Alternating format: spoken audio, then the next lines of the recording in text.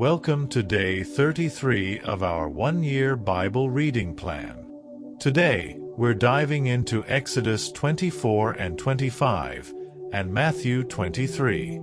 In Exodus, we see God confirming His covenant with Israel and giving instructions for the tabernacle. In Matthew, Jesus delivers a powerful message, warning against hypocrisy and calling for true righteousness.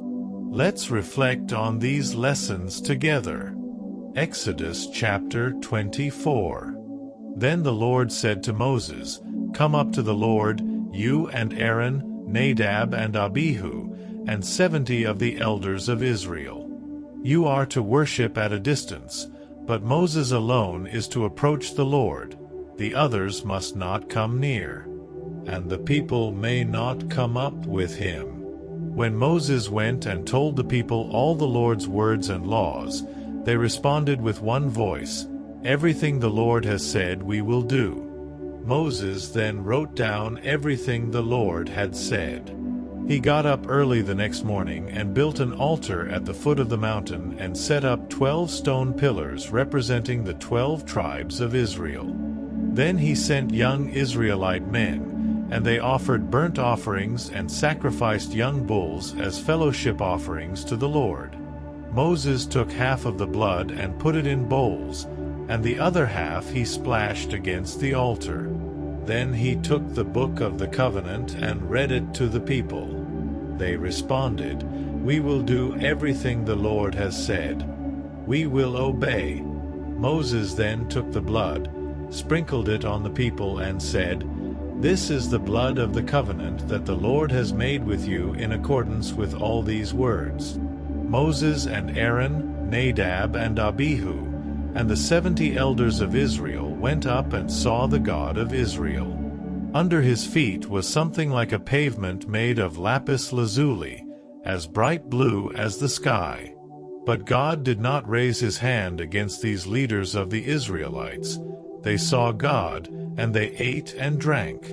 The Lord said to Moses, "Come up to me on the mountain and stay here, and I will give you the tablets of stone with the law and commandments I have written for their instruction." Then Moses set out with Joshua his aide, and Moses went up on the mountain of God. He said to the elders, "Wait here for us until we come back to you.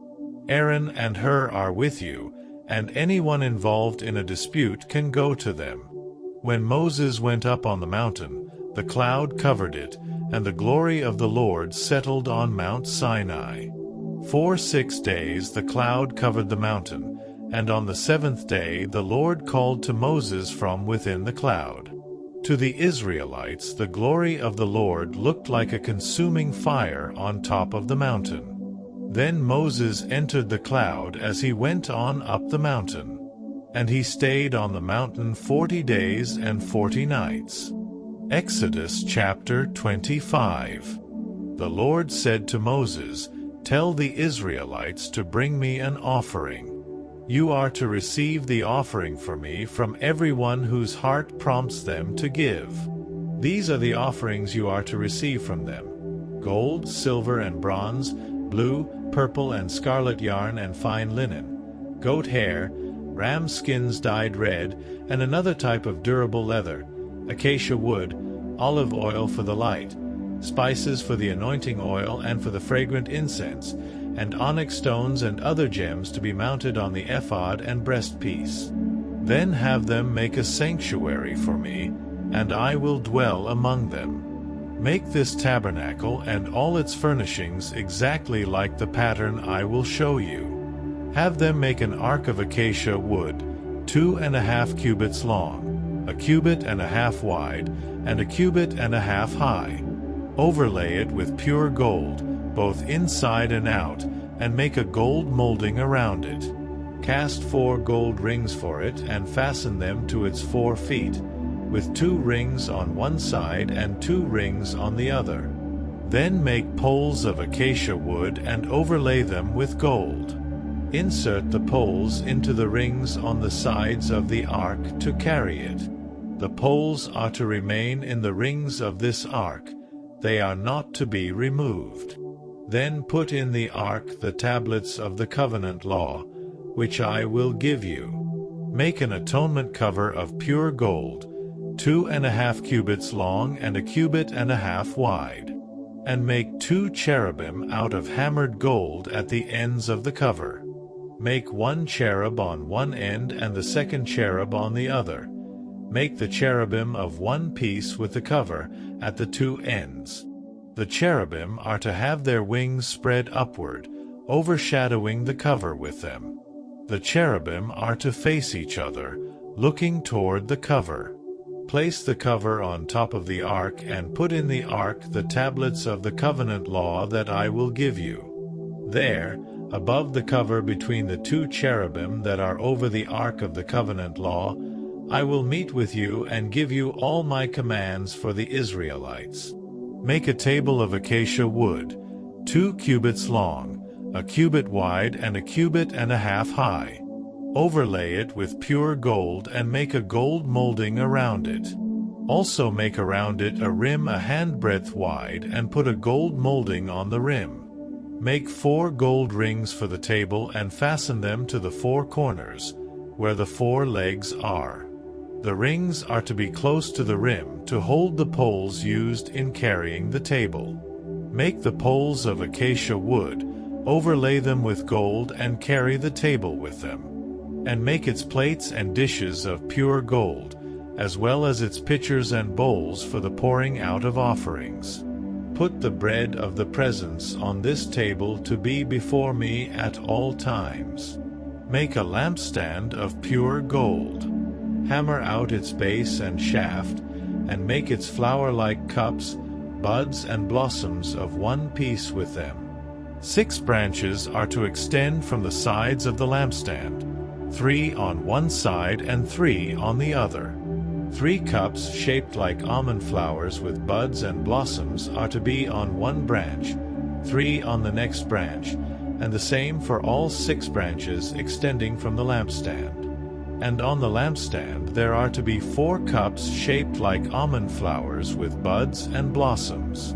1 bud shall be under the first pair of branches extending from the lampstand, a 2nd bud under the 2nd pair, and a 3rd bud under the 3rd pair, 6 branches in all. The buds and branches shall all be of one piece with the lampstand, hammered out of pure gold. Then make it 7 lamps and set them up on it so that they light the space in front of it. Its wick trimmers and trays are to be of pure gold. A talent of pure gold is to be used for the lampstand and all these accessories. See that you make them according to the pattern shown you on the mountain. Matthew chapter 23. Then Jesus said to the crowds and to his disciples, "The teachers of the law and the Pharisees sit in Moses' seat. So you must be careful to do everything they tell you. But do not do what they do, for they do not practice what they preach. They tie up heavy, cumbersome loads and put them on other people's shoulders, but they themselves are not willing to lift a finger to move them. Everything they do is done for people to see. They make their phylacteries wide and the tassels on their garments long. They love the place of honor at banquets and the most important seats in the synagogues.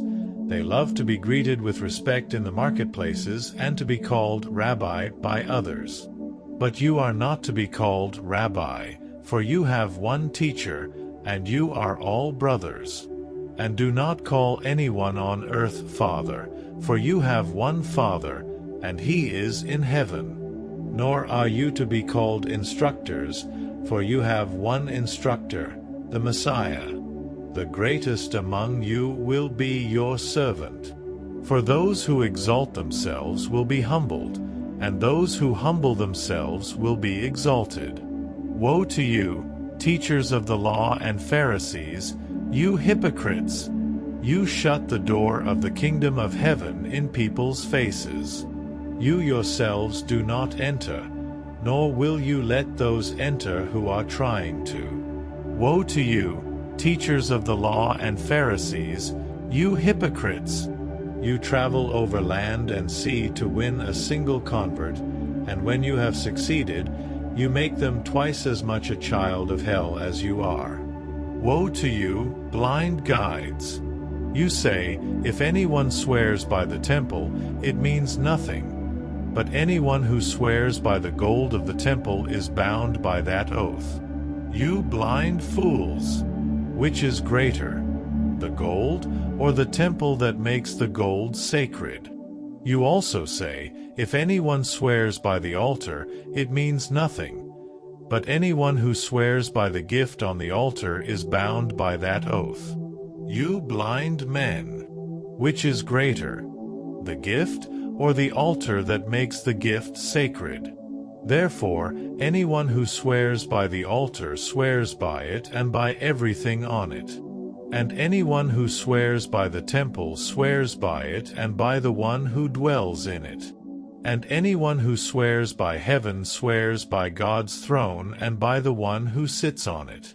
Woe to you, teachers of the law and Pharisees, you hypocrites! You give 1/10 of your spices, mint, dill, and cumin. But you have neglected the more important matters of the law, justice, mercy, and faithfulness. You should have practiced the latter, without neglecting the former. You blind guides! You strain out a gnat but swallow a camel. Woe to you, teachers of the law and Pharisees, you hypocrites! You clean the outside of the cup and dish, but inside they are full of greed and self-indulgence. Blind Pharisee! First clean the inside of the cup and dish, and then the outside also will be clean. Woe to you, teachers of the law and Pharisees, you hypocrites! You are like whitewashed tombs, which look beautiful on the outside, but on the inside are full of the bones of the dead and everything unclean. In the same way, on the outside you appear to people as righteous, but on the inside you are full of hypocrisy and wickedness. Woe to you, teachers of the law and Pharisees, you hypocrites! You build tombs for the prophets and decorate the graves of the righteous. And you say, if we had lived in the days of our ancestors, we would not have taken part with them in shedding the blood of the prophets. So you testify against yourselves that you are the descendants of those who murdered the prophets. Go ahead, then, and complete what your ancestors started. You snakes! You brood of vipers! How will you escape being condemned to hell? Therefore I am sending you prophets and sages and teachers. Some of them you will kill and crucify. Others you will flog in your synagogues and pursue from town to town. And so upon you will come all the righteous blood that has been shed on earth, from the blood of righteous Abel to the blood of Zechariah son of Berechiah, whom you murdered between the temple and the altar. Truly I tell you, all this will come on this generation. Jerusalem, Jerusalem, you who kill the prophets and stone those sent to you, how often I have longed to gather your children together, as a hen gathers her chicks under her wings, and you were not willing. Look, your house is left to you desolate. For I tell you, you will not see me again until you say, Blessed is he who comes in the name of the Lord. Thanks for joining today's Bible reading. If this has blessed you, like, share, and subscribe to stay on track with our daily journey. Let's keep growing in faith together. See you in the next reading.